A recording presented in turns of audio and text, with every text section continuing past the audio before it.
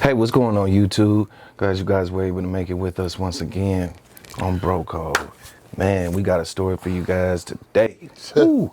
This is actually, this is not really a very new story. It's kind of old, but I feel like, you know what, we could benefit from talking about this one right here. So I'm gonna go ahead, I'm gonna let the clip roll for you guys.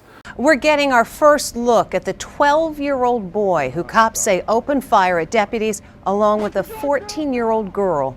Today he was in court, and considering his age, it's hard to fathom the charges he's facing. Many news outlets have decided to show his face even though he's a minor because of the seriousness of the incident and the charges. Les Trent reports.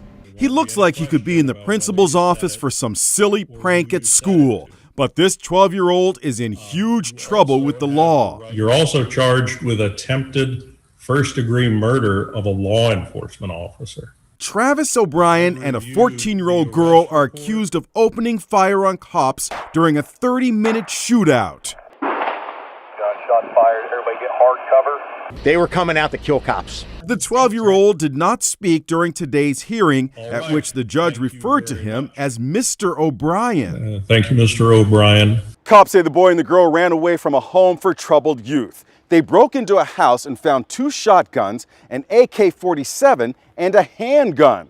When cops arrived, the girl reportedly said to the boy, "I'm gonna roll this down like GTA," referring to the violent video game Grand Theft Auto. Shooting out the rear window toward my direction. Deputies ducked for cover behind trees. They just busted out the window in the back. Stand by. Female has a shotgun in her hand. Stand by. Put the guns down now! She's got the AK and the shotgun. She's wrapping around the top of her neck. Then came the stunning realization that they were being fired upon by children. Hey guys, just hold behind hard cover. Let's not shoot these kids, man. Let's just hold on. Take our time. 10-4, they're shooting at me. She's re-racking around inside the shotgun. All right, let's not engage them anymore. Let's not challenge them. Just hold behind hard cover. We're just going to hang out here. You can hear one officer praying it doesn't end badly. Don't make me do this. Don't do this. You can hear the restraint of the deputies pleading not to have to use their guns. Cops say the girl, seen in this photo given to the news media by her father, was shot and wounded when she refused orders to drop the shotgun and opened fire from behind a parked car. You've got 1, 2, 3, 4, 5, 6, 7, 8, 9, 10, at least 10 bullet holes. 30 seconds later, young Travis O'Brien came out of the house with his hands raised. They shot through the bedroom window. They shot from the garage door. I mean, this is like Bonnie and Clyde. Now these juvenile Bonnie and Clyde desperados have to face the music. You're also charged with attempted first-degree murder of a law enforcement officer. So, bro, man, I mean, where do you begin? there's so many, you know what I'm saying? There's so many aspects about this clip that we just watched that could be broken down and dissected, you know what I mean? In many pieces.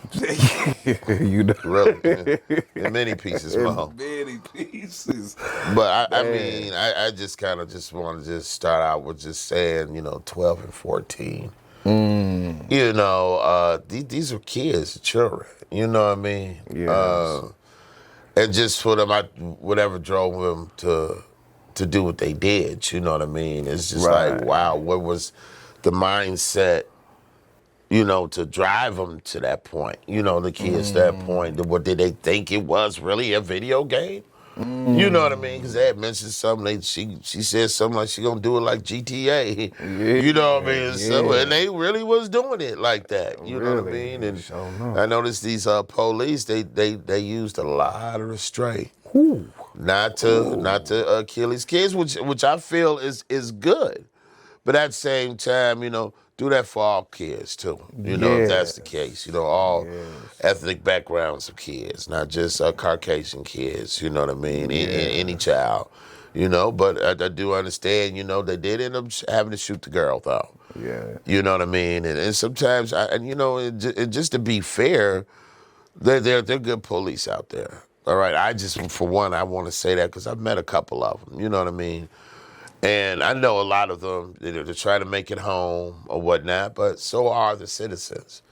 You know what I mean? When you got some of the bad cops come and they're judge and jury right off the bat, you don't even make it to court, okay? Right. Because they're judging and they're giving you their punishment right on the streets. Yes. You know what I'm saying? So it's, you know, with cops, I know they have a lot on their plate, and they have to use their better judgment in situations. I just, you know, just would like to just, you know, throw a plea out there to law enforcement to have the same type of restraint for our kids, like you do for yours. You know, so definitely. You know, I'm a firm believer in that. You know, Tamir Rice didn't even get a chance to even say anything, you know what I'm saying? I mean, they start busting before they even got a chance to jump out the car. They just start busting, you know, and just killed this little boy. So, and there's so many other instances, right? You It's know what I mean? yeah, So, it's on and on, so. on and on. You know, but we talking about these kids shooting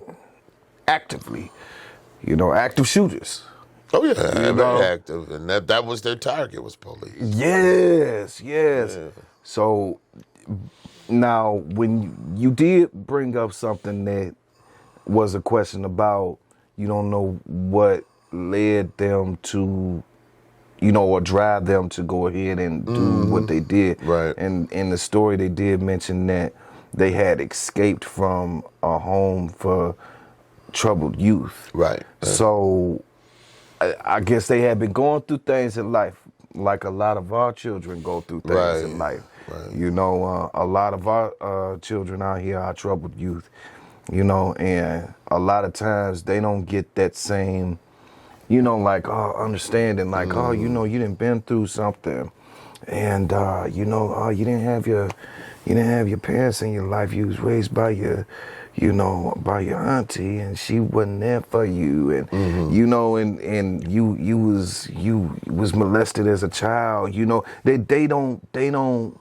give our children the same consideration. They just say, like you said, Judge and Joey, they just say, you just a bad child. You know what I'm saying? Right, you just right, a bad seed. right. And I believe, you know, in this instance, there in a lot of in other instances in courts, I've seen them take into consideration things that, you know, young white kids have gone through. Right. You know what I'm saying? Yeah. Like, you know, okay, well, they've been through something. You know, they dealing with something, you know.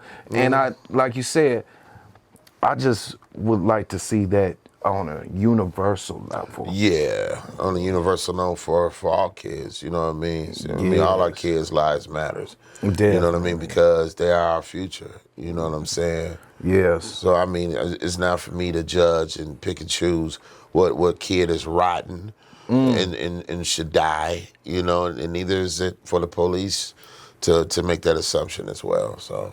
Right. No, I feel you. You guys let us know what your thoughts are, and go ahead, leave your comments down in the comment section below. All right, so if you haven't already, go ahead, hit that subscribe button, smash that like button, all right?